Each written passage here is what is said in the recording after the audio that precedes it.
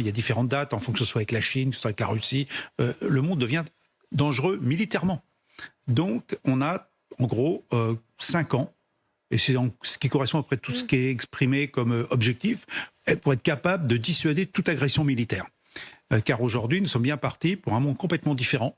C'est pas celui qu'on a connu. J'irai même plus loin qu'en Europe, je verrais presque aujourd'hui un nouveau rideau de fer, sauf que c'est peut-être nous qui allons le faire, simplement pour se protéger de la Russie. C'est-à-dire que tous les pays à l'ouest de cette ligne, de ce rideau de fer, seraient en position défensive, prêts à réagir face à une agression russe si jamais les Russes avaient envie de le faire. Mais il y a d'autres endroits dans le monde. Il suffit de voir les derniers conflits d'ailleurs entre la Thaïlande et le Cambodge, même si c'est très éloigné, mais on voit que partout les guerres réapparaissent, que partout le recours à la force militaire devient un recours que des États estiment légitime pour faire valoir leurs intérêts et pas forcément légal.